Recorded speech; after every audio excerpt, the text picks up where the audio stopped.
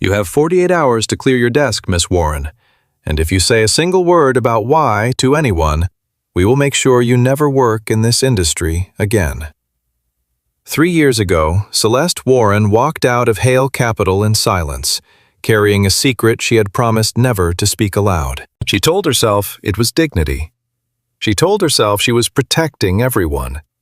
What she never told herself, because she couldn't afford to, was that she was also protecting Ethan Hale, the man who had been her boss, her anchor, and the one person she had trusted more than she had ever trusted anyone. Now Ethan has called her back, offered her a position 3 levels above where she left, and ended the conversation with 7 words she was not prepared for. The question is not whether she still has feelings for him.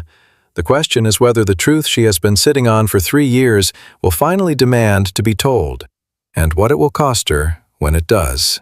The call came on a Tuesday, which Celeste would later think was exactly the kind of detail that should have warned her. Nothing good ever arrived on a Tuesday. Tuesdays were for overdue bills and dentist appointments, and the particular kind of loneliness that settled in when the weekend was far enough away that you couldn't use it as a reason to keep going. She was at her kitchen table with a spreadsheet open on her laptop and a cup of coffee that had gone cold 40 minutes ago when her phone lit up with a number she had deleted from her contacts but never actually forgotten. She stared at it for 2 full rings. Then she picked up. Celeste. His voice was exactly the same. That was the first thing she noticed. Not the shock of hearing it, not the way her chest did something involuntary and embarrassing, but the fact that 3 years had apparently done nothing to him at all. Same cadence, same weight on the first syllable of her name, like the word itself mattered to him. "It's Ethan." "I know," she said. Because she did. Because she always had.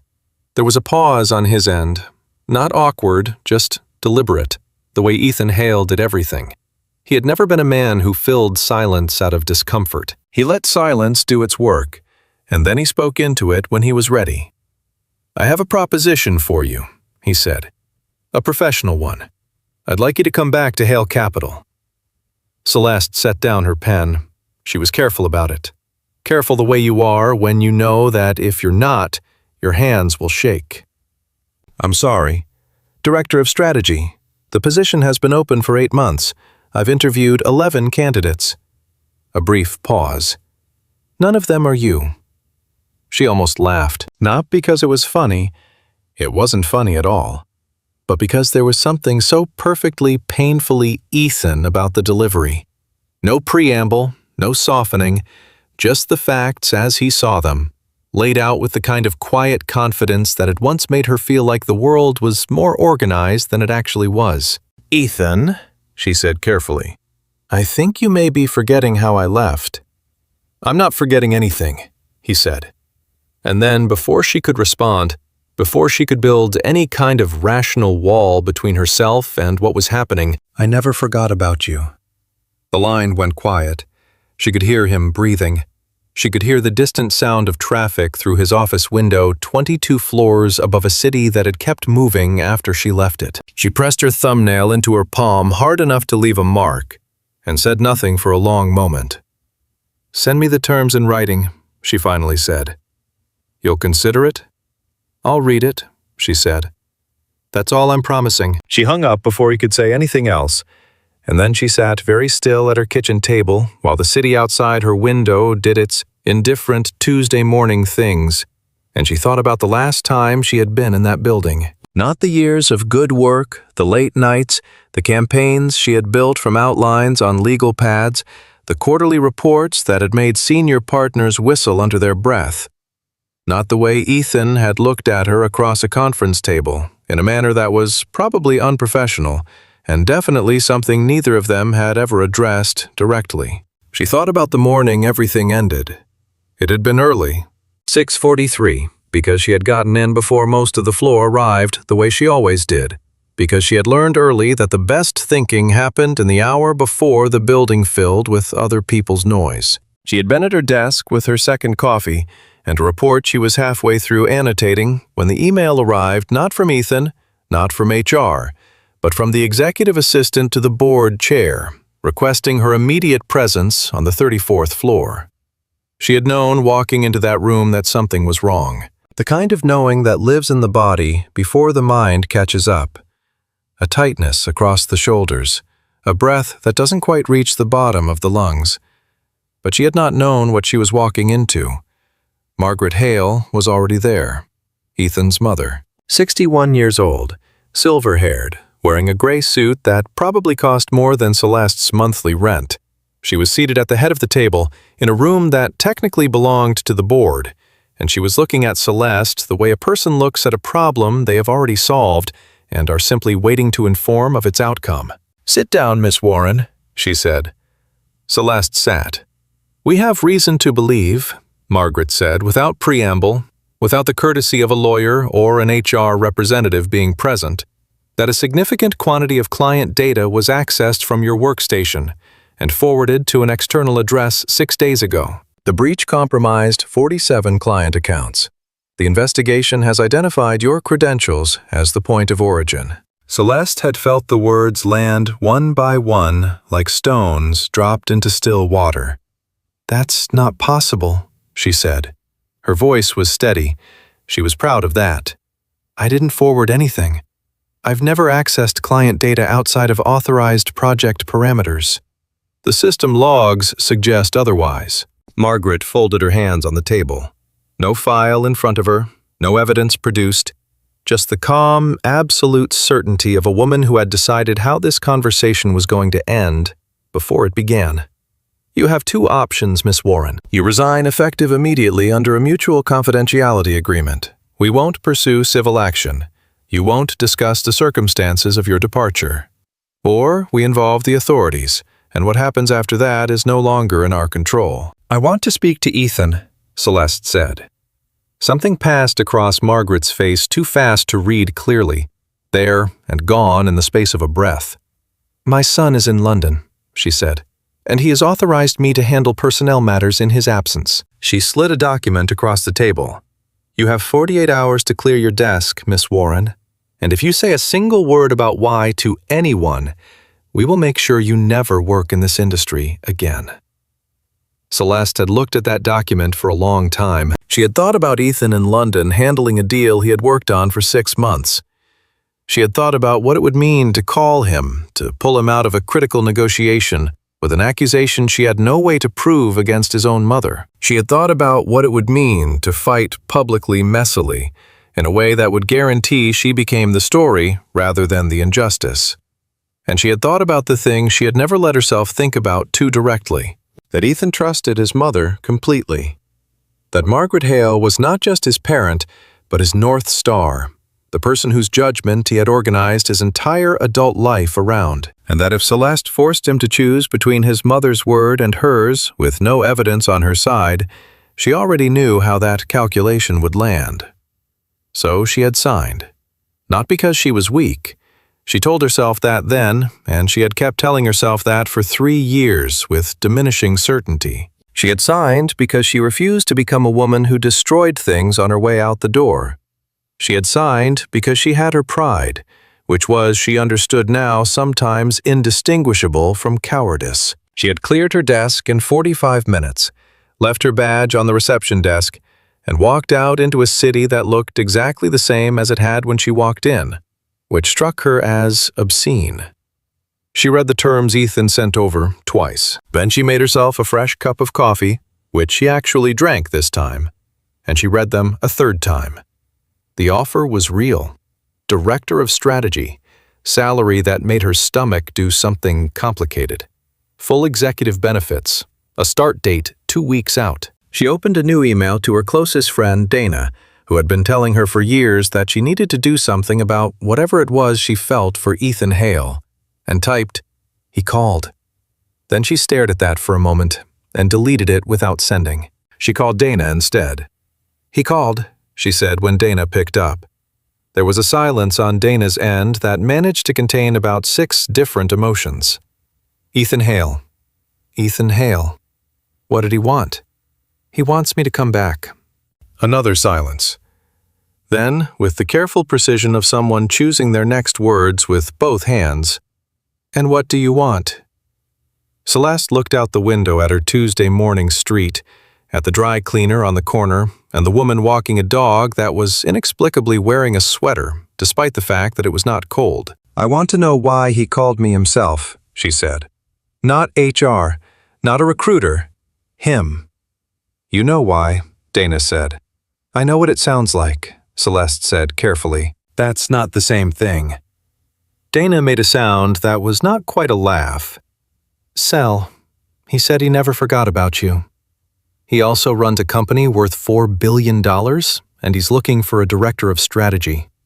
People say a lot of things when they want something. He could have gotten a director of strategy from any of a dozen executive search firms without calling you personally at 9 in the morning." Celeste pressed her thumb against the edge of her coffee mug and felt the heat of the ceramic through her skin. "Margaret will be there," she said. This was not a question.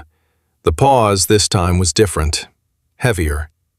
Dana knew the outline of what had happened, not every detail, but enough. "Yes," she said quietly. "She will. Then I need to think about this very carefully."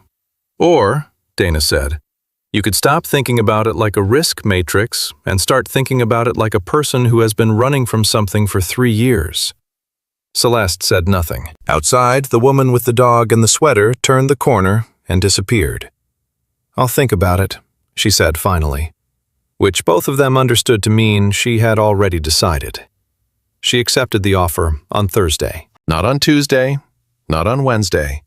She gave herself exactly 48 hours, which was, she recognized, the same amount of time she had once been given to clear her desk, and which she chose partly as a private act of defiance that no one would ever know about or appreciate. She sent the acceptance email at 6:43 in the morning, which was also not a coincidence.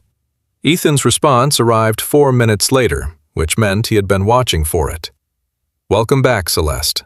I'll see you in 2 weeks." She read it 3 times, looking for subtext, and then told herself to stop. There would be time enough for subtext when she was actually standing inside that building again, breathing its particular air of expensive ambition and suppressed anxiety, remembering all the ways it had shaped her and all the ways it had failed her. 2 weeks. She had 2 weeks to remember who she was before she walked back into the place that had nearly convinced her she was someone else entirely. She closed her laptop and sat very still in her kitchen and thought, "I never forgot about you either." Then she got up and washed her coffee mug and told herself that was enough of that for one morning. The 2 weeks passed the way preparation always does, both too fast and too slow, full of small rituals that were really just ways of managing fear. Celeste reorganized her home office. She updated her portfolio. She ran 4 miles every morning, which was 2 more than usual. And when Dana asked why, she said it was because she wanted to feel sharp going back in, which was true, and also because she needed somewhere to put all the energy that would otherwise go into catastrophizing, which was more true. On the last evening before she started, she sat on her apartment floor with a glass of wine and let herself do something she had not done in a long time. She went through the work she was proud of. Not the resume version, not the polished presentation of accomplishments, the actual work. She found the campaign strategies she had built from scratch in her second year at Hale Capital, 27 pages of analysis that had repositioned a struggling subsidiary and added 3 points to its quarterly margin. She found the competitive landscape report that the senior partners had described in a meeting she was not supposed to be in, but had walked past with the door open as the most rigorous strategic thinking this firm has produced in 5 years. She found the notes from the project she had been in the middle of when everything ended, a market entry analysis for a Southeast Asian expansion that no one had ever completed as far as she knew. She thought, "I was good at this. I am still good at this." She thought, "I am not going back as the person who left. I am going back as the person who survived leaving." There was a difference. She had not always been sure there was, but she was sure now. She finished her wine, rinsed the glass, and went to bed at a reasonable hour. She did not check her phone. She did not reread Ethan's acceptance email. She did not lie awake thinking about Margaret Hale's hands folded on that boardroom table, the documents sliding across the polished wood, the way the morning light had come through the windows, and made everything look clean when nothing was. She slept, and if she dreamed, she didn't remember it in the morning. The building looked the same. This was mildly offensive. She had half expected it to have changed in some way that reflected the scale of what had happened inside it. A different facade, a new entrance, something. But the glass tower on 53rd stood exactly as it always had, catching the morning sun and throwing it back in long angles across the street, indifferent to the fact that she had once walked out of it with a signed confidentiality agreement folded in her bag, and the specific kind of humiliation that comes from being too dignified to cry in public until you are safely on a crosstown bus. She went through the lobby, which smelled exactly as she remembered, marble floors and the faint trace of the coffee service in the executive lounge 2 floors up, and the particular air conditioning that Hale Capital maintained at a temperature Celeste had always felt was intended to remind employees that the building was in charge. She collected her new access badge from reception. The woman behind the desk was someone she didn't recognize, which was either good or bad, depending on how you felt about continuity. Ethan's executive assistant, a composed man named Marcus, who Celeste vaguely remembered from her previous time here, met her at the elevator on the 22nd floor and walked her to her new office. It was a corner office, actual windows on 2 sides, a view of the city that hit differently at this elevation. She stood in the doorway for a moment and thought, "This is what I should have had 3 years ago." Then she thought, "Stop," and walked in. "Mr. Hale will be with you at 9, Marcus said. "He asked me to let you know he's looking forward to working with you." "Thank you," Celeste said. She set her bag down on the desk and looked out the east-facing window at the city assembling itself below. Somewhere in this building, Margaret Hale may or may not have been. The thought arrived quietly, the way bad thoughts do.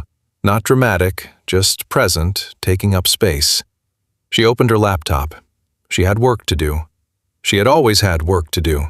That, at least, had not changed. At 8:57, she heard footsteps in the corridor that she recognized before she had any rational basis for recognizing them. A particular pace, unhurried, decisive. And she made herself look at her screen until the knock came, and she had a reason to look up. Ethan Hale, at 38, looked as she had been forced to acknowledge on the phone, essentially the same. Taller than she remembered, or maybe she had just spent 3 years unconsciously shrinking the memory so it would fit somewhere manageable. Dark hair, the kind of jaw that conveyed authority without trying to. Eyes the color of deep water on a cloudy day. Not quite gray, not quite blue, and entirely too good at holding your gaze without giving anything away. He was wearing a navy suit without a tie, which was his version of business casual, and he was looking at her with an expression she couldn't immediately categorize. Not the professional composure she had braced for. Something else. Something that had survived 3 years without being fully explained. "You're early," he said. Coming from him, it was not a comment. It was a recognition. "I'm always early," she said. "I know." He stepped into the office, glanced at the windows, then back at her. "The view is better than your old one." "It is," she agreed. A silence settled between them. Not uncomfortable exactly, but loaded in the way that silences between people who know things about each other tend to be. He had his hands in his pockets. She had her hands flat on her desk. The city went about its business 22 floors below them, uninterested in the particular tension of 2 people trying to decide whether to acknowledge what existed between them or pretend the last 3 years had been a straightforward professional gap. "I'm glad you came back," he said, finally. Not welcome back the way his email had said. Something more deliberate than that. Something that was choosing its words. "You said the position had been open for 8 months," she said. "It has. That's a long time for a company this size to run without a director of strategy." He looked at her steadily. "It is," he said. "I was particular about who I wanted." Celeste held his gaze for exactly as long as was professionally justifiable. Then she looked back at her screen. "I'd like to review the current portfolio before our 9 o'clock, she said. "If you can have Marcus send over the Q3 summary." There was the briefest pause, a fraction of a second, in which she was aware of him recalibrating the way people do when they've pushed a conversation to an edge and the other person has chosen, with complete clarity, to step back from it. "Of course," he said. "I'll have him send it now." He left.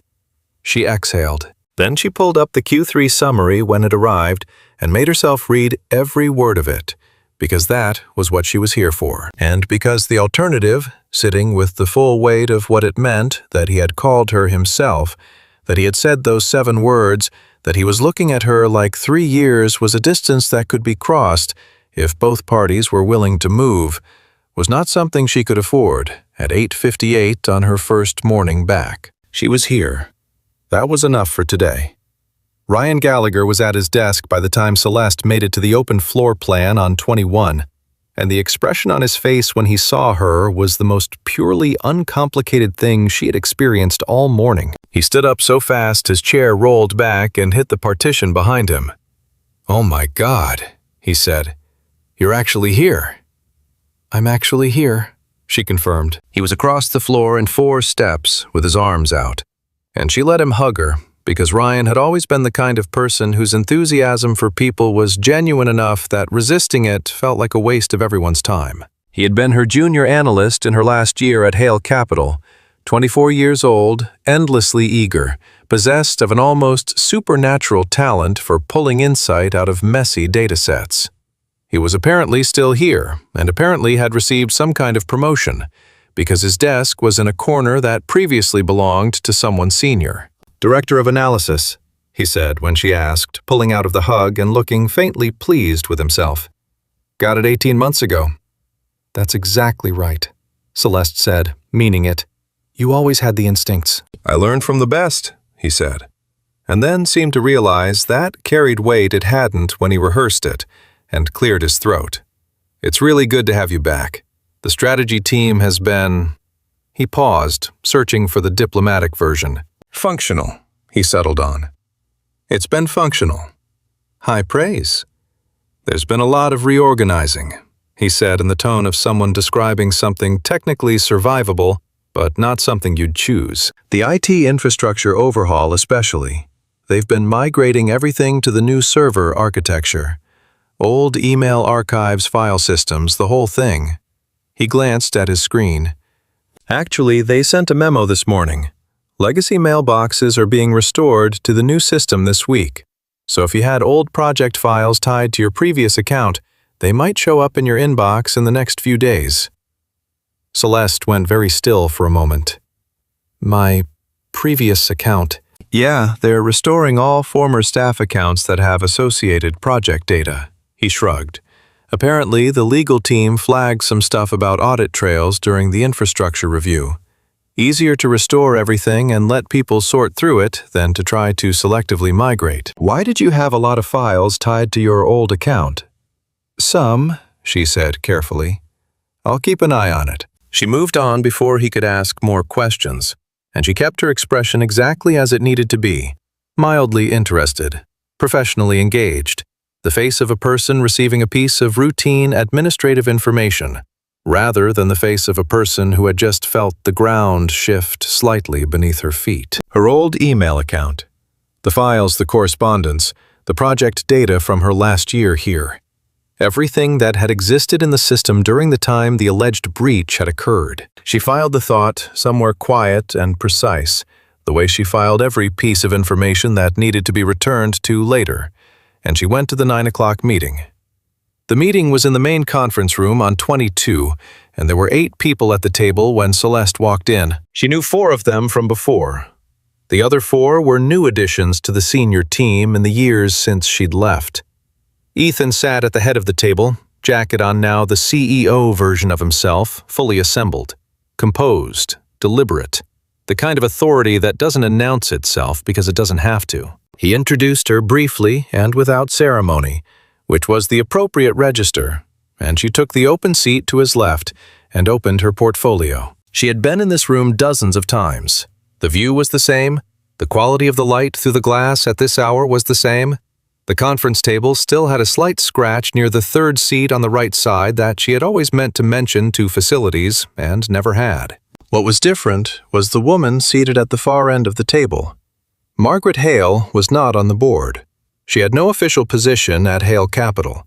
She never had, technically, though she had wielded influence in the unofficial and entirely effective ways that matriarchs of founder families tended to wield it. She had been a presence in the building during Celeste's previous tenure, appearing for board meetings, lunches with senior partners, the occasional strategic review in which her input was sought under the gentle fiction that she was merely sharing perspective. Celeste had understood fairly early that Margaret's presence on any given day was a signal worth noting. She was here today. In a chair she had no formal claim to, wearing the kind of still watchful expression that Celeste recognized because she had once been on the receiving end of it across a very different table. Their eyes met. Margaret gave her the smallest, most calibrated nod, acknowledging without welcoming, registering without conceding. Celeste nodded back. Then she looked at Ethan, who was looking at the agenda, and she thought, "He doesn't know I've seen her yet. He doesn't know what just passed between us in the span of 4 seconds." And then she thought, or he does, and he's chosen not to acknowledge it, which would be worse. She made herself focus on the agenda. The Southeast Asian expansion project, the one she had been in the middle of when she left, was back on the table, restructured and 3 years stalled. She had 17 pages of notes on it from her previous analysis. She would need to read the current state before she could speak to it intelligently. She was good at this. She was here to work. Those 2 facts were her foundation, and she held on to them through the next 90 minutes with both hands. After the meeting, most people dispersed back to their floors, and Celeste was gathering her portfolio when she became aware that Margaret had not left. She was still at the far end of the table now, in quiet conversation with one of the newer partners, and the conversation had the studied casualness of 2 people performing normality for an audience of 1. Celeste walked out without looking back. She spent the afternoon in her office orienting herself in the new systems, reviewing the files Marcus had compiled for her, answering the relatively manageable volume of introductory emails that came with being a new senior hire. The work was familiar in the way that returning to something you were good at always is the specific pleasure of competence, the sense of a self that you had put in storage fitting back into place around you. At 5:40 there was a knock at her door. She looked up, expecting Marcus, and found Ethan. He was holding 2 cups of coffee from the executive lounge. He looked, for the first time today, slightly less entirely composed. Not much, just the fraction that meant he was about to say something he hadn't scripted. He set 1 cup on the edge of her desk and held the other. "You survived day 1, he said. "It's not over yet," she said. "It's 5:40. I'll note your commitment to precision." He didn't sit down. He stayed near the door, which she recognized as deliberate a choice to keep the geography of the conversation from becoming something more enclosed than it needed to be. "How does it feel, being back?" "Strange," she said, because it was true, and because she had decided somewhere around 3 in the afternoon that she was not going to perform comfort she didn't feel. "The building is the same. The work is the same. The difference is all in here." She touched 2 fingers to her temple briefly. He watched her do it. "What's different in there?" She met his eyes. "I know things now that I didn't know how to know then," she said carefully. "About what I'm worth. About what I'll accept." A pause. "About what I walked away from and what I was pushed away from." The air in the room changed slightly. He set his coffee cup down on the windowsill. "Celeste?" he said, and his voice had dropped out of the professional register into something quieter and more honest than either of them had been using all day. "Why didn't you fight back? When they came for you, why did you just walk out?"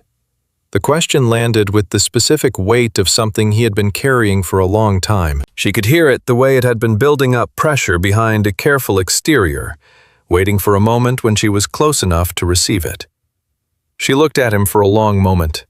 He was watching her with the focused, patient attention of a man who had been asking himself this question for 3 years, and had learned, apparently, exactly how long he was willing to wait for the answer.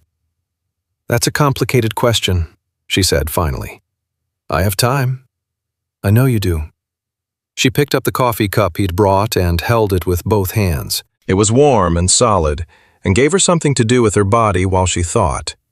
The people who came for me had things I didn't have, she said carefully. Resources, institutional authority, the ability to make the narrative stick regardless of what was true. She looked at him.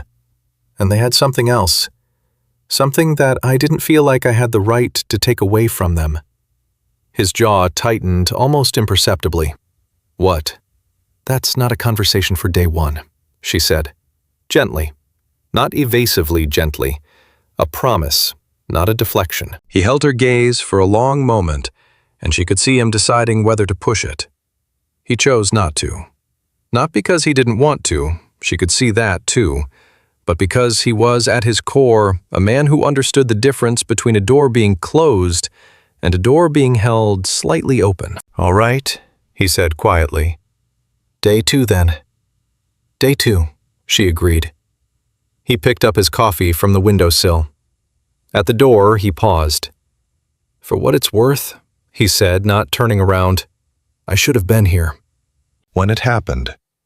I should have been here, and I wasn't, and I've thought about that a lot. He did look back then, just briefly. A lot, Celeste. Then he left, and she sat with her coffee going warm in her hands, and the city going gold outside her windows, and she thought about the document she had signed, and the account that was being restored, and the 47 client accounts that had allegedly been compromised by a breach she had never committed. She thought, something is coming. She thought, this time, I'm going to be ready for it. The next 3 days were textbook re-entry, the calibrated rhythm of a new senior role in a place you knew well enough to have history with. Celeste met with her direct reports, reviewed the pending analyses, identified the 3 most urgent strategic gaps. She was efficient. She was professional. She was exactly the director of strategy the role required. She was also, underneath all of that, paying careful attention to everything. Margaret appeared in the building twice more that week, once on Tuesday for what Marcus described as a scheduled check-in with the CFO, once on Thursday in the executive dining room, where Celeste saw her from across the room and made no move to close the distance. Both times, Margaret's awareness of Celeste was precise and controlled. Not aggressive, not warm. Something in between that Celeste found more unsettling than either. On Friday afternoon, Ryan stopped by her office with a question about a data set, and then, apparently deciding this was also a good time for a general life update, settled into the chair across from her desk in the comfortable way of someone who had known you long enough to take liberties. Can I ask you something? He said. You're going to anyway, she said. Fair. He turned his pen between his fingers. What actually happened 3 years ago? You were gone in like 2 days, and then nobody would talk about it. And Ethan, Mr. Hale, he didn't say anything for weeks afterward, just kind of went quiet, in a way that was really not normal for him. Celeste looked at him. I signed a confidentiality agreement, Ryan. Right. Sorry. He put his hands up. Forget I asked. Forgotten, she said. And then, because she trusted him, and because she was beginning to understand that there were things she was going to need.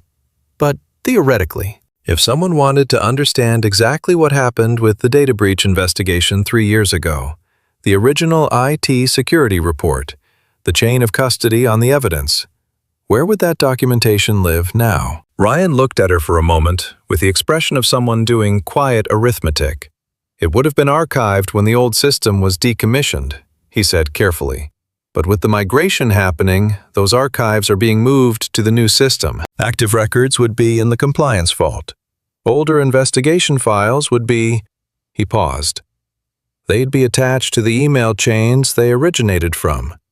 Which means if somebody's legacy mailbox gets restored this week, that person might find things they weren't expecting, Celeste said. Theoretically, Ryan said. Theoretically, she agreed. He looked at her for another moment, and then he gave a small, deliberate nod. The nod of someone who understood exactly what was being discussed without it having been said directly, and who had decided where he stood on the matter. The IT team sent me a note, he said. Legacy mailboxes should be fully restored by Monday. They're prioritizing former staff accounts that have flagged as associated with archived investigations. That's good to know, Celeste said. It is, he said. Then he picked up his pen and stood. For what it's worth, he said quietly at the door, I never believed it. Not for a second. None of the people who actually worked with you did. She held herself very still until he left. Then she turned back to her screen and sat with the particular feeling of a piece moving on a board that she had not yet fully mapped, but which was beginning to take shape. Monday, she thought. By Monday, she might know a great deal more than she currently did. She opened the Southeast Asian expansion analysis and made herself work, and she was very, very good at it. And she did not let herself think about the email archives until the lights on the floor began to go out around her, and the city outside turned its evening colors. Then she closed her laptop, picked up her bag, and went home.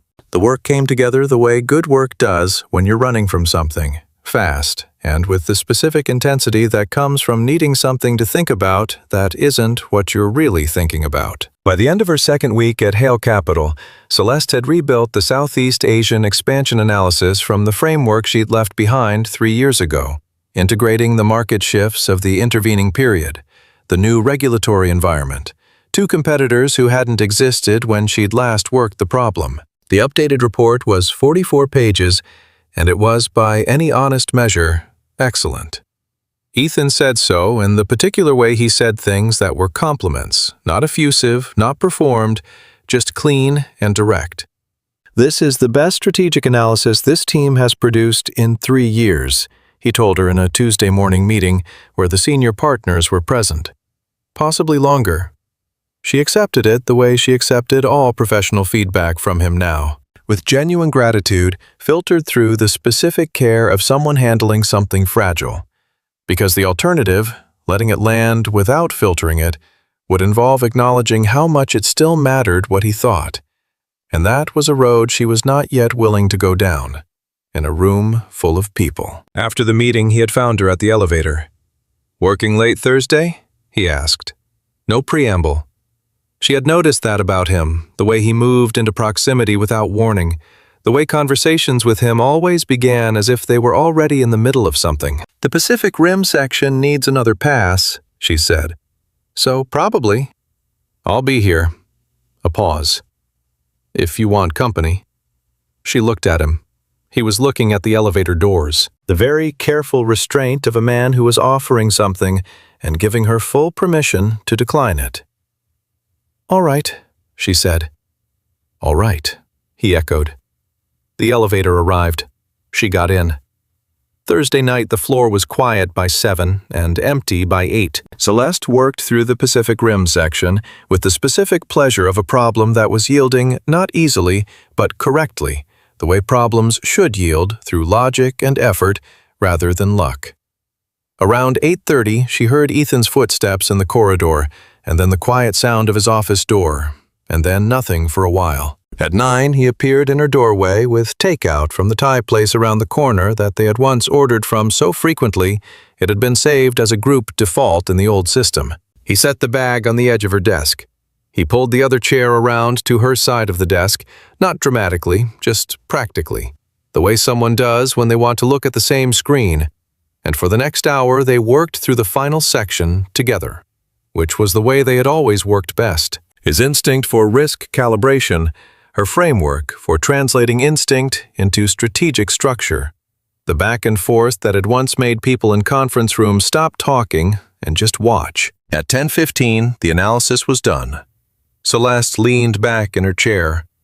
The city was all dark and light outside the windows at this hour, the specific nighttime version of the skyline that she had always loved. The way the lights blurred at the edges if you didn't focus. She felt the comfortable tiredness of finished work, and the less comfortable awareness of how close he was sitting, and the dangerous warmth of how good this felt. Not just the work, but this. The specific texture of working alongside Ethan Hale. "I miss this," he said quietly. He wasn't looking at the screen anymore. He was looking at her with the particular quality of attention that meant the professional register had been set aside. "The takeout," she said. The corner of his mouth moved. "That too." He turned slightly toward her. "Celeste, I've been—" He stopped, started again more carefully. "I spent a long time after you left, trying to understand what happened. I asked around. I reviewed the investigation report." Her hands went very still on the desk. "And the more I looked at it," he said, "the less it made sense. The timeline didn't track. The system logs that supposedly showed your credentials, I had our head of security walk me through them a year after you left, and he said—" He stopped again, ran one hand along his jaw. "He said the metadata was inconsistent, that it was possible the access had been spoofed." The room felt very quiet. Celeste was aware of her own breathing. "What did you do with that?" she asked. Her voice was steady. She was proud of that. "I asked my mother," he said. And then, with the specific expression of a man describing a moment he hadn't fully understood until he was already past it, "She told me the security head was being overly cautious, that the case was closed, the situation had been handled appropriately, and that revisiting it would only cause more disruption than it was worth." He looked at Celeste. "And I—" "You believed her," Celeste said, not as an accusation, as a statement of fact. He was quiet for a moment. "I believed her," he confirmed. "Not because I didn't trust you, because I had never had a reason not to trust her. That's not an excuse. It's just the truth." Celeste looked at the darkened skyline. She was thinking about Ryan's comment about the legacy mailboxes, about Monday, which was 3 days away, about the specific and terrifying possibility that she might soon have actual evidence rather than 3 years of her own unverifiable account. "What are you telling me, Ethan?" she said. "I'm telling you," he said carefully, "that I think I owe you more than I gave you, and that I want to understand what actually happened, even if—" A pause. "Even if understanding it is complicated." She looked at him then, fully, without the professional filtering. He was watching her with the steady, slightly exhausted honesty of a man who had been carrying something for a long time and was not entirely sure what to do with it now that he'd set it down. "I need you to ask your mother," she said, "what exactly she told the investigation team. Not what she told you, what she told them." He went very still. "Why?" "Because," Celeste said carefully, "what she told you and what she told them may not be the same thing. And if they're not—" She stopped. She was not going to say more than this right now. Not tonight. Not without evidence. Not in the middle of a night that had started out as a working dinner and had become something more significant than either of them had planned. "Just ask her," she said, "and pay attention to whether she answers directly." He was looking at her with an expression she couldn't entirely read. Not suspicion, not dismissal. Something more complicated than either. Something that looked like a man beginning to understand the dimensions of a room he thought he already knew. "All right," he said. "I will." There was a silence that held everything they hadn't said. Outside, the city continued its indifferent nighttime operations, and inside, 2 people sat very close together in the light of a laptop screen and did not move away. "It's late," Celeste said finally. "It is," he agreed. Neither of them moved for another moment. Then he stood, gathered the takeout containers, and picked up his jacket. At the door, he paused, and she thought he was going to say something about the work, or about what had just passed between them, or about Thursday nights in general. Instead, he said, "For the record, when I said I never forgot about you, that wasn't about the job." Then he left, and she sat with that for a long time before she picked up her bag and went home. Margaret Hale called her the next morning at 7:42. Celeste saw the number unlisted, but she recognized the area code from 3 years ago and understood immediately what it meant. Ethan had asked her, and rather than answer him, she had gone directly to the source. She let it ring twice. Then she picked up. "Miss Warren?" The voice was exactly as she remembered it, controlled, precise. a voice that had grown up accustomed to being listened to and had never had reason to adjust the register. I understand you're settling in well. I am, Celeste said. Thank you. I think we should speak, Margaret said. In person. Today, if possible. I'm available at noon, Celeste said. My office. A brief pause. The pause of someone who had expected to choose the location and was recalibrating. Very well, she said. Noon. Margaret arrived at noon exactly, wearing charcoal this time, and closed the door behind her without being asked. She sat in the chair across from Celeste's desk with the unhurried composure of a woman who had walked into many rooms and expected them to conform to her. Celeste waited. I'm going to be direct with you, Margaret said. Please, Celeste said. My son is developing feelings that will complicate his judgment, she said. You know this. I suspect you also know that your presence here was, whatever Ethan believes, not an entirely neutral professional decision on his part. He needed a director of strategy, Celeste said. He needed you, Margaret said, with the specific inflection of a woman for whom this was precisely the problem. Which is not the same thing. She folded her hands. I want to offer you something. You already offered me something once, Celeste said quietly. The last time we were in a room together. Margaret's expression didn't change, but something in the quality of her stillness shifted the microscopic adjustment of a person whose footing has just changed slightly beneath them. The company's strategic advisory budget has been increased significantly this year, she said smoothly. We're exploring partnerships with a number of independent consultancies. The terms would be generous, more flexible than a full-time executive role. The opportunity for you to build something of your own. Celeste looked at her for a long moment. She thought about the document she had signed 3 years ago. She thought about the phrase, "We will make sure you never work in this industry again." She thought about the specific cruelty of being offered a comfortable exit when what had been done to you deserved a reckoning. Was it really a leak, Mrs. Hale? She said. Quietly, precisely, the way you say something when you want to watch what happens to the other person's face. Or was it a setup? Margaret Hale's face did something very small and very controlled. Not denial, not outrage. The particular stillness of someone whose response to an accurate accusation is not to dispute it, but to contain it. She said nothing for 4 full seconds. I did what was necessary, she said finally, to protect my family. From what? Celeste asked. From me. From a situation that would have caused... She stopped. Reorganized. My son's judgment was compromised, his focus. The company was at a critical juncture and he was... Another pause. I made a decision. You fabricated evidence, Celeste said. You used your late husband's administrative credentials to plant a data file and then direct a security investigation toward me. You handed me a document and told me I had 48 hours to disappear. Margaret looked at her steadily. You have no proof of any of that. Not yet, Celeste said. The room was very quiet. Margaret looked at Celeste across the desk with the expression of a woman who was reassessing a situation she had believed to be under control. Then she stood. I would encourage you, she said, to think carefully about what you do with whatever you believe you know. Ethan has built something in the years since you left. His confidence, his leadership of this company, a disruption of the kind you're suggesting would hurt him, Celeste said.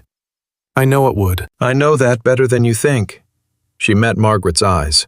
That's the only reason you're still standing here talking to me instead of facing a legal complaint, Mrs. Hale. Not because I'm afraid of you, because I care what happens to your son. A pause. Think about that. And think about whether someone who cares that much about protecting him is really the threat you decided I was 3 years ago. Margaret said nothing. She picked up her bag. She walked to the door, opened it, and left without looking back. Celeste sat very still for a moment. Her hands were not shaking. She was mildly surprised by this. Then she opened her laptop and went back to work. And she thought, Monday. I just need to get to Monday. Monday arrived with the specific quality of a day that doesn't know it's significant. Clear sky, cold.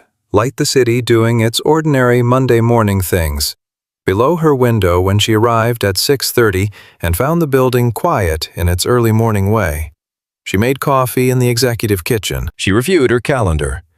She opened her email and found at the top of her inbox a message from IT sent at 11:47 the previous night. Subject: Legacy account restoration. Complete action required. Dear Ms. Warren, your former staff account, C. Warren at halecapital.com, has been successfully migrated to the new platform as part of our infrastructure upgrade. All archived email correspondence and associated files have been restored to your current inbox under the folder Legacy Archive C.Warren.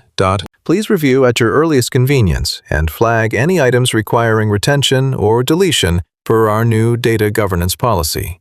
The archive contains approximately 4,200 items spanning your previous employment period. Please note that some items may include auto-forwarded correspondence from shared project inboxes. This is expected and is a result of the archive restoration process. She sat with the email for a moment. Then she clicked on the Legacy Archive folder in her sidebar. 4,217 items. Years of work, project correspondence, client communications, internal memos, draft analyses. She could see the shape of her previous career in the folder hierarchy, campaigns and reports, and the 100 small artifacts of 3 years of focused, excellent work. She was not looking for those. She opened the search bar and typed a date range. 3 years ago, the week before she had been called to the 34th floor. She filtered by sender domain and by file attachments. 43 results. She began reading. She found it at the 27th item. It had been forwarded.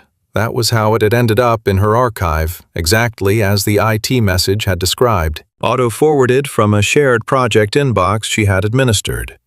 The original email chain had been sent between 2 internal addresses, the head of IT security at the time, a man named David Cranshaw, who had since left the company, and an address she almost didn't recognize at first, because it was not a current address and was not formatted the way active staff email was formatted. It was an administrative account, a system-level account tied to the original founding governance structure of Hale Capital, an account that had been created when the company was incorporated under the name of the original chairman and primary founder.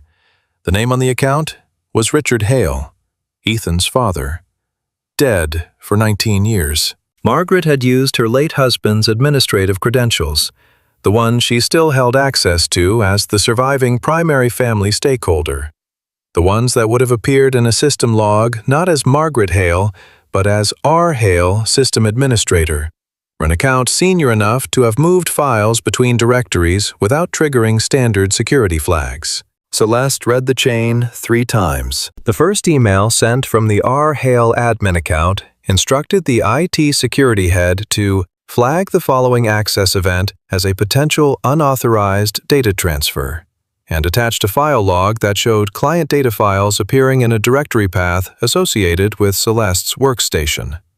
The second email, sent 20 minutes later, contained a follow-up instruction. Please treat this as a priority investigation and route findings directly to board oversight, not line management. The third email from David Cranshaw confirmed receipt and noted that the evidence package appears complete and the access log metadata is consistent with a workstation-level transfer. The evidence package had been planted, the metadata had been manufactured, and the instructions had come from a dead man's account, operated by the woman who had sat across a polished boardroom table and told Celeste she had 48 hours to disappear. Celeste sat back in her chair.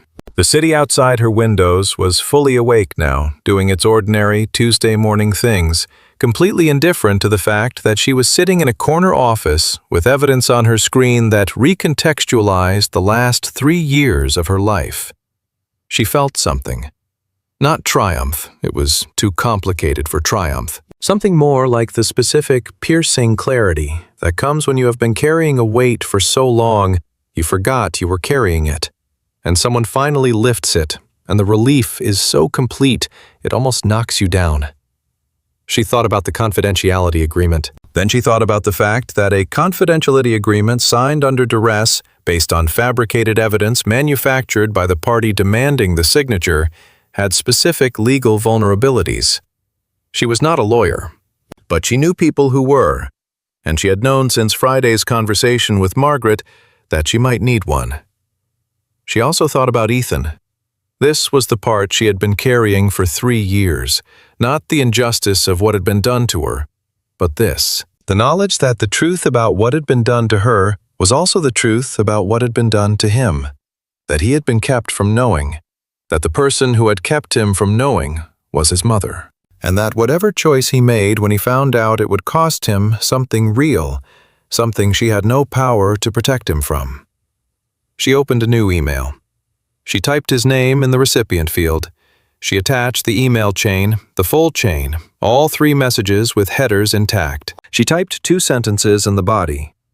I need you to look at this. I need you to look at it before anyone else sees it, because what you do next should be your choice, and I want you to have that. She stared at the draft for a long time. She thought about the version of herself who had signed a document 3 years ago rather than make someone choose. She thought about Margaret in her office on Friday. I would encourage you to think carefully. The same tactic, the same architecture of pressure. She thought about what Dana had said. Stop thinking about it like a risk matrix and start thinking about it like a person who has been running from something for 3 years. She had been running from this, from the moment when the choice was no longer hers to avoid. She pressed send. The read receipt came back 4 minutes later. She watched the clock. At 8 minutes, her phone rang. Come to my office, Ethan said. His voice was not like any version of his voice she had heard since she came back. Not the professional register, not the careful, personal tone of their Thursday night. Something stripped of all the layers. Something that sounded like a person who has just stood on ground they thought was solid and felt it shift. I'm on my way, she said. His office was on the 34th floor, the same floor as the boardroom one that she had not been back to since the morning 3 years ago.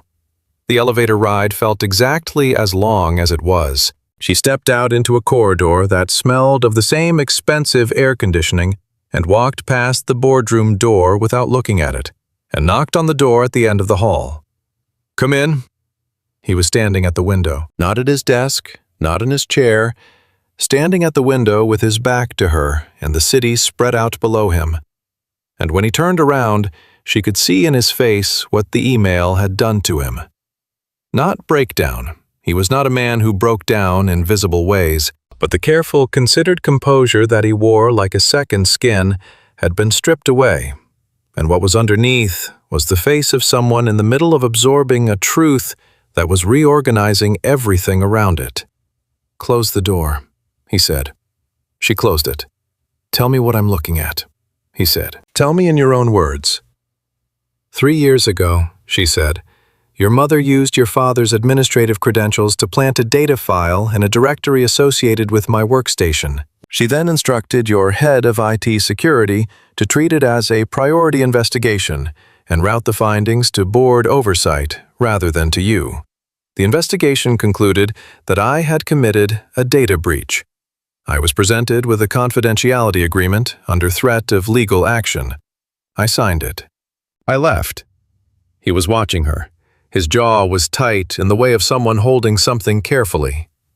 And you didn't tell me, he said. You were in London, she said. I had no evidence. And she stopped. And I knew you would have to choose between believing me and believing your mother. And I didn't have the right to make you do that without proof. You didn't have the right. He said it back to her in a tone that was not quite anger and not quite grief, but inhabited the territory between them. You were accused of something you didn't do. You lost your job. You spent 3 years rebuilding from nothing, and you didn't have the right. Ethan. That's not... He stopped, put a hand against the window frame, looked out at the city for a moment, and she could see the muscles along his jaw working. That's not protecting me, Celeste. That's taking the whole weight of it and carrying it by yourself because you were afraid of what it would cost if you didn't." She was quiet for a moment, because he was right. And because being right and being ready to hear it were, as she had learned, two very different things. "Yes," she said. "That's what it was." He turned back to look at her. Something had shifted in his expression. Not softer, exactly, but differently arranged. The grief and the anger still there, but alongside something that was trying to be something else. "What does this email chain prove, legally?" he said. His voice had moved back toward the measured, functional register, not because the emotion had gone, but because this was how he processed, by finding the next concrete thing to address. "It proves that a system-level account associated with a deceased board member was used to manufacture evidence and direct an internal investigation," she said, "which raises serious questions about who actually controlled that account and under what authority. An attorney would be better placed to tell you what that means for the confidentiality agreement I signed." She paused. "But it's real, Ethan. The metadata is genuine. I had IT restore the archive. That's a standard documented process, fully auditable. I didn't alter anything." He nodded. He crossed to his desk and sat down, and she could see him doing the thing he was very good at, organizing a complicated situation into the pieces that could be addressed and the order in which to address them. He picked up his phone. "I need to call legal," he said, "and I need to talk to my mother." "I know," she said. "Not because I don't believe you," he said with sudden sharpness. "I believe you. I believed you before I opened that email. I've believed you for longer than I knew what to do with it. I need to talk to her because—" He stopped. The sharpness had a different quality underneath it. Something raw and genuine that he wasn't trying to hide. "Because she's my mother. And because what she did to you is something I have to look at her and understand, or I will never." He stopped again. "I know," Celeste said more quietly. "I know." He looked at her. For a long moment, the strategic CEO and the grief of a son who had just learned something irreversible about a parent he loved were both fully present in the same face, and she felt the weight of it as something physical. "I'm going to need some time," he said. "Take it," she said. She walked to the door. Her hand was on the knob when he said, "Celeste?" She turned. "Don't go anywhere," he said. "Don't—" A pause, searching for words that were adequate. "Don't make any decisions about whether to stay while I'm figuring this out. Please." She looked at him for a moment. "All right," she said. She left his office, walked to the elevator, and rode back down to 22. She sat at her desk and looked at a laptop, and the city outside her windows and the half-finished Pacific Rim analysis that seemed at this moment to belong to a different version of the day that had existed before 9 o'clock. Her phone showed no messages. Ethan was upstairs making calls. Somewhere in the city, Margaret Hale was going about her morning, not yet knowing that the email chain she had generated in a moment of strategic ruthlessness 3 years ago had survived the decommissioning of the old system, traveled through an IT migration, and landed in the inbox of the woman she had tried to erase. Celeste opened the Pacific Rim analysis. She made herself work. She was good at this, at finding the thing she could do right now and doing it, because the alternative was to sit in the uncertainty of what was happening upstairs and let it swallow her. She worked until noon. Then she went to lunch alone, walked 6 blocks in the cold air, and came back. She did not hear from Ethan. She did not hear from Margaret. She worked through the afternoon, sent 2 emails to her direct reports, answered a question from Ryan about a data set, and watched the city go from afternoon gold to early evening gray. At 5:50, she got a text from a number she didn't recognize. She opened it. "Miss Warren, I think it's time we had a proper conversation. I'll be at Ethan's office at 8 tomorrow morning. I assume you'll be there as well." No signature. But she knew. Margaret had received the call from Ethan, and rather than go through her son to manage the situation, she was coming directly. Celeste set her phone face down on the desk and looked at the dark city outside the window and thought, not a setup this time, not a document slid across a table. This time a conversation between three people in a room where every piece of evidence was documented, and every word would matter. She was ready.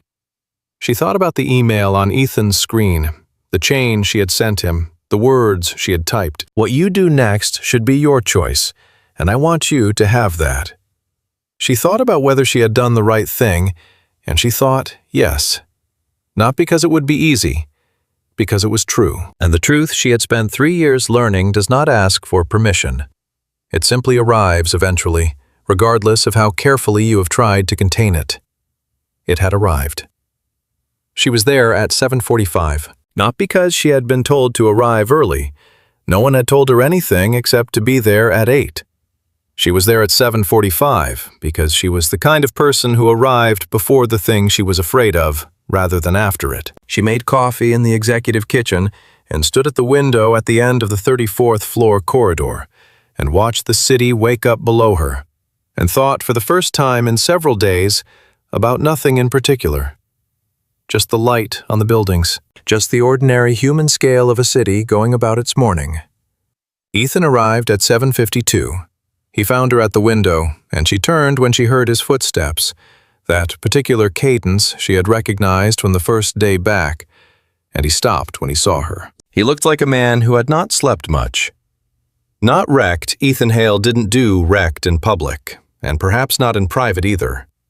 But there were shadows under his eyes, and a quality to the set of his jaw that told her the last 18 hours had cost him something real. He was carrying 2 coffees from the executive lounge, and he handed her one without speaking, and she took it. "She's coming," he said. "I know," Celeste said. "She texted me last night." Something moved across his face. "She texted you?" "She wanted me to know she was coming directly. I think," Celeste considered it, "I think she decided that if she came through you, she'd have less control over the conversation." "She's right," he said. His voice was quiet and without inflection, the specific flatness of a man who has been processing something painful and has arrived at a place where the emotion has gone underground so the thinking can function. "I called our general counsel last night. I briefed him on the evidence. He is reviewing it this morning and will join us after this meeting." He looked at his coffee. "He agrees with your assessment. The confidentiality agreement has significant problems given the circumstances." "Ethan," she waited until he looked at her. "How are you?" He looked at her for a moment with the expression of someone who has been asked a sincere question and is deciding whether to give a sincere answer. "I don't know yet," he said. "I understand what she did. I understand the shape of it, why she thought she was protecting something." He paused. "That doesn't mean I'm going to be all right with it anytime soon." "No," Celeste agreed. "It doesn't." "Did you know," he said, "that after you left she told me you had decided the role wasn't the right fit, that the situation with the investigation had been resolved, you'd been cleared of wrongdoing and you'd chosen to move on." He said it very evenly. "That's what she said. Cleared of wrongdoing and chose to move on." Celeste stared at him. "She told you I was cleared." "She told me you were cleared," he confirmed. "So I spent 2 years thinking you had left because you wanted to, not because—" He stopped. "I tried to find you, after about a year, when I couldn't stop thinking about—" He made a small, controlled gesture that encompassed more than it articulated. "I reached out through a professional contact." "You didn't respond, which I understood given everything I thought I knew about why you'd left." She was quiet for a moment. "I thought you knew," she said. "I thought she had told you, and you had let her handle it, and—" "You thought I knew and did nothing." He said it without heat, just naming it. "I thought you had chosen," she said. "I understood why. I didn't blame you. I just couldn't stay in a city where—" She stopped. She was not going to finish that sentence right now. Not in this corridor. Not in the 12 minutes before his mother arrived. He looked at her with the full weight of his attention, and she could see in it the specific quality of a man understanding something he had missed for 3 years. The actual shape of the damage, both its dimensions and its source. "I didn't know," he said. "I want to be very clear about that. I did not know." "I know you didn't," she said.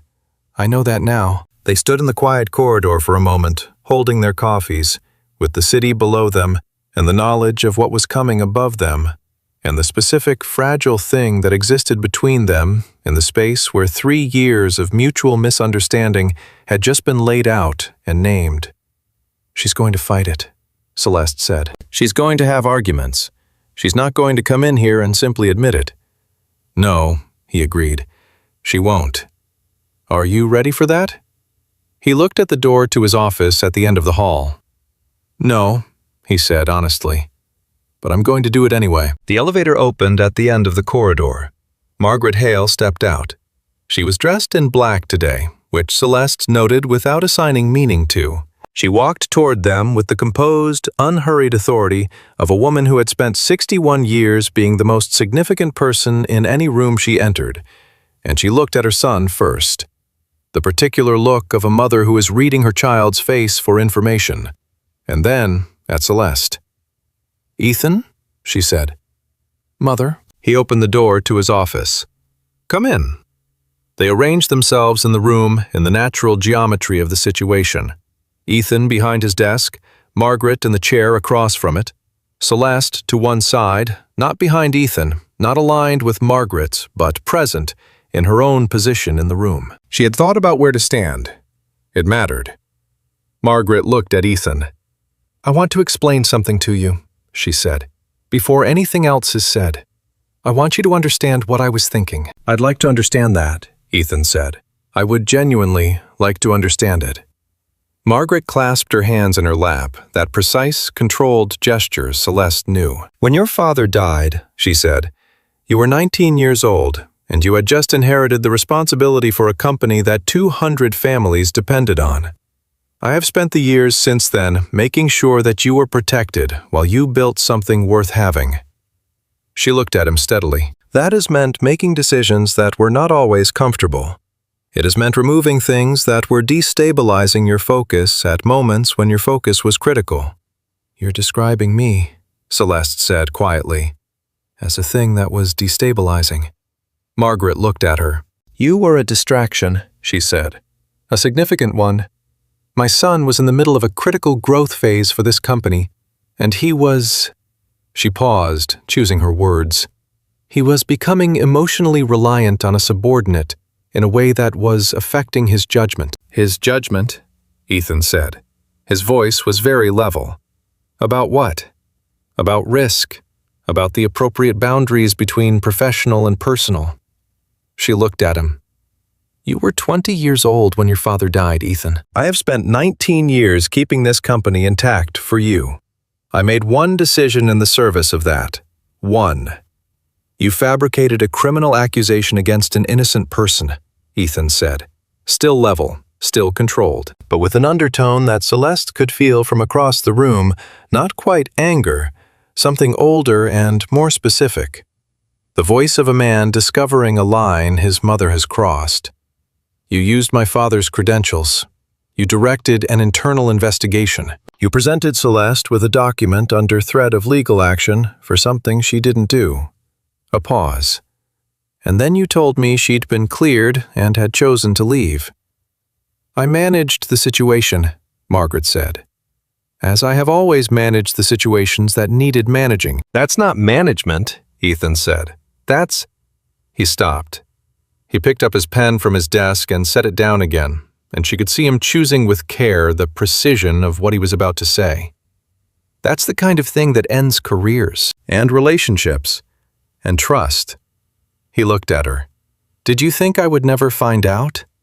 "I thought," Margaret said carefully, "that by the time anything came to light, if it did, enough time would have passed that it would be historical rather than immediate, that you would have moved on and established yourself and the—" She stopped. "The attachment would have resolved itself naturally." "It didn't resolve," Ethan said. "That's rather the point." Margaret looked at him. Then she looked at Celeste, and what was in her face was something Celeste had not expected.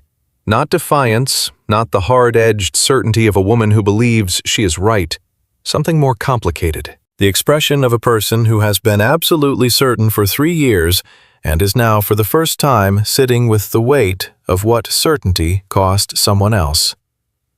"I am not going to pretend," Margaret said, "that I regret protecting my son." "I'm not asking you to regret it," Ethan said. "I'm asking you to look at what protecting me actually did." Silence. "What are your intentions?" Margaret said. She was addressing Celeste now, directly, with the specific pragmatism of a woman who understood that the legal dimension of this situation was as real as the personal one. "With the evidence." "I haven't decided," Celeste said, which was true. Celeste. Margaret said her name for the first time, not Miss Warren, not the carefully maintained distance of the honorific, just her name. "I am not going to ask you for anything. I'm not in a position to ask for anything. But I want you to know—" She stopped. Something passed across her face that Celeste could not categorize as anything she had seen on this woman before. "What I told myself I was doing and what I actually did are, I understand now, not the same thing." The room was very still. "That's the closest she's come to apologizing to anyone in as long as I can remember," Ethan said quietly to no one in particular. "It's not enough," Celeste said. Evenly, not unkindly. "I know that, but I also know that what's enough is a question for lawyers and for time, not for this room right now." She looked at Margaret. "I didn't fabricate the evidence. I didn't alter anything. The archive restoration is fully documented and auditable. What your general counsel does with it, Ethan, that's your decision. What I want," she paused, "what I want is to not be the woman who walked out of this building in silence anymore. Whatever else happens, that part is already done." Margaret looked at her for a long moment. Then she looked at her son. Something passed between them that was too private for Celeste to read. Years and love and damage, all in a single glance. "I'll speak to Peter," Margaret said. Peter, being Celeste, understood their family lawyer. "I won't make this more difficult than it has to be." It was not a concession. It was not an admission. It was the statement of a woman who understood that the geometry of a situation had changed and was choosing to adjust accordingly. But it was real, and it was as much as this room was going to yield today. Ethan nodded. Margaret stood, picked up her bag, and walked to the door. She paused with her hand on the knob, not looking back. "I do love you," she said. "That's the part that I need you to hold on to, even when nothing else is simple." "I know," Ethan said. "I know you do." She left. The silence after the door closed had weight and texture. Ethan sat at his desk for a moment, with his hands flat on the surface, looking at nothing in particular. Celeste stood where she had been standing, and she could feel the specific exhaustion of a confrontation that has ended without resolution. Because this was not an ending, she knew. There would be lawyers and documentation, and the slow institutional work of accountability. There would be conversations between a son and his mother that would take months or years to reach whatever they were going to reach. This morning had been a beginning, not a conclusion. "She'll cooperate with legal," Ethan said finally. "I believe that, in her way." "I believe it too," Celeste said. He looked up from his desk. "And the agreement you signed. Your general counsel will have a view," she said. "I have a feeling it won't hold." "It won't," he said. "I'll make sure of it, not just legally." He paused. "Your record will be corrected. Formally. Whatever you need for that to be complete." She nodded. She picked up her coffee cup, cold now, and held it. She was aware that they were in a room where something enormous had just happened, and that the something enormous had left a specific kind of space behind it, and that neither of them had yet decided what to do with the space. "Celeste." He stood up from his desk. "I need to ask you something, and I need you to answer me honestly." "All right," she said. "When you came back," he said, "when you accepted the offer, what were you coming back for?" She looked at him. She thought about all the careful, measured risk matrix answers she could give to that question. She thought about the version of herself who had walked out of this building 3 years ago in silence, and spent 3 years being excruciatingly careful about what she let herself want. Both things, she said. The work and... a pause. And whatever this is. What it's always been. He crossed the room toward her, and she did not step back. He stopped close enough that she could see the exhaustion and the relief, and the specific look of a man who has been waiting for something for longer than he was willing to admit, all present at once in the same face. I made a mistake, he said. Not just 3 years ago. I made a mistake every day I didn't look harder. Every time I let my mother's narrative fill the space where I should have been asking questions. He was looking at her with the kind of directness that had always made her feel more than anything else like someone worth looking at. I'm not asking you to forgive that right now. I'm not asking for anything right now except... He stopped, looked for the word, except to know if there's still something here that's worth starting from. There is, she said. There's always been something here.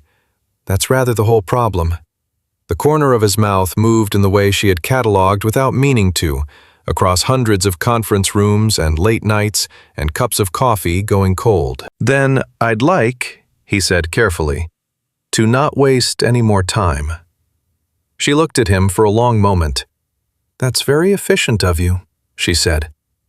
I'm an efficient person, he said. You waited 3 years. I didn't know I was waiting, he said. Now I do. He held her gaze. I'd like to take you to dinner, tonight. Not a working dinner, not takeout in the office, an actual dinner at a restaurant where neither of us has a laptop. She thought about it for exactly as long as it needed. All right, she said. All right, he said. And the word had a different quality this time. Not the professional acknowledgement, not the careful echo of someone maintaining appropriate distance. Something that sounded for the first time in 3 years like something beginning. 2 weeks later, Hale Capital's general counsel completed his review of the evidence package and presented it to the board's audit committee. The findings were unambiguous. The internal investigation 3 years prior had been directed using fraudulently repurposed administrative credentials, and the evidence presented against the former employee had been manufactured. The board authorized a full legal review and opened discussions with Celeste's attorney about the terms under which the confidentiality agreement would be formally voided. Margaret Hale retained independent counsel, as she had said she would, and she cooperated, as she had said she would, in the careful and controlled way of a woman who had decided that managing the consequences of something was the only option remaining. It was not heroism. It was not transformation. It was a woman of 61, acknowledging for perhaps the first time that the machinery of protection she had built around her son had at some point stopped protecting him, and started limiting him in ways she had not intended and could no longer deny. She and Ethan had a conversation long and difficult and private, in the kind of room where families go when the things that need saying are too large for ordinary spaces. Celeste did not know what was said in that room. She did not ask. What she knew was that Ethan came to her afterward in the early evening, when the office was quiet, and he sat across from her desk the way he had sat on Thursday nights when they were working late, and he said, "She's going to take some time to get to where she needs to get to, but she's not going to stand in the way of anything anymore." "That's enough," Celeste said. "For now." He nodded. He looked at his hands on the desk, and then he looked at her. "Thank you," he said, "for sending me the email, for giving me the choice." "You would have found it anyway," she said. "Eventually." "Maybe," he said, "but you gave me the chance to find it first, before anyone else did. That mattered." He paused.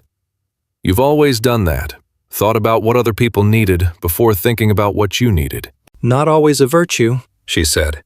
"No," he agreed. "But in this case," he met her eyes. "In this case it was." Outside the windows, the city was doing its early evening things. The shift change of the light, the accumulation of traffic noise from the street below, the specific energy of a city transitioning from work to the rest of what life contained. She had spent a lot of time looking at this city from this building, and the view had meant different things at different moments. And tonight, it meant something she didn't have a word for yet. Something that felt like possibility without the anxiety that usually accompanied it. "We're going to be late for our reservation," she said. "We're not," he said. "I made it for 8. It's 7:15.